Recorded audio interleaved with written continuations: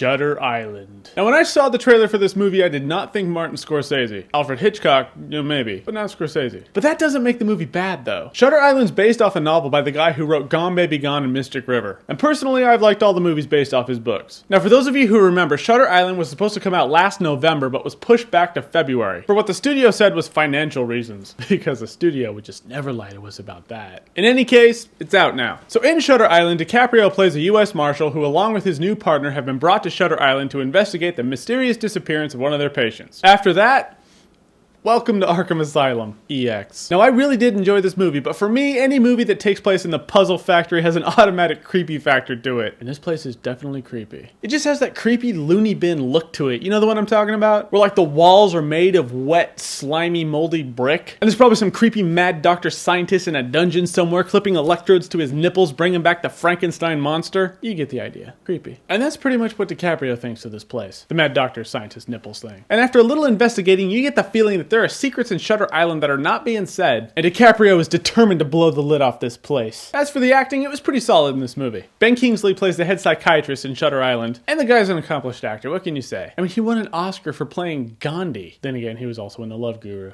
But lucky for us, this is one of his good roles. You don't know if he's just a really good doctor or a secretive douche. But whatever the case, Ben Kingsley played the role very well. I got nothing bad to say about him. DiCaprio was also really good in it, which is funny because I'm a guy, and that means there was a time I just hated DiCaprio.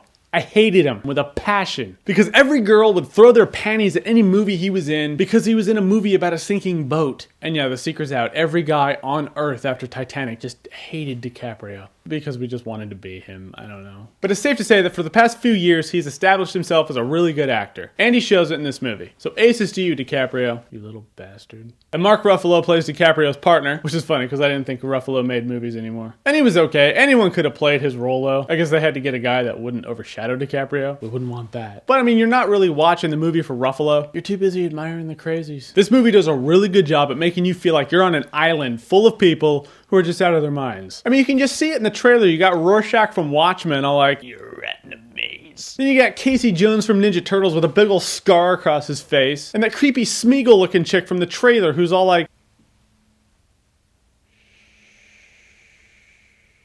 but there's no big Indian smothering Jack Nicholson with a pillow. Creepy people, though. Now, there's talk that this movie would have been up for Best Picture in the Oscars had it come out in November. I don't really know about that. I mean, if they had a category for enjoyable psychological thriller that shows the other side of Scorsese, I mean, it'd be up for that, for sure. I mean, ultimately, I'd watch the movie again, if that means anything. So after weeks of so-so movies, we have a movie that's head and shoulders above the rest, at least of the movies that have come out in 2010. And if you've liked what you've seen here and you're morbidly curious enough to see more, because that's what I do, I make people morbidly curious, then click on the link in the sidebar to see more. And subscribe. Oh yeah.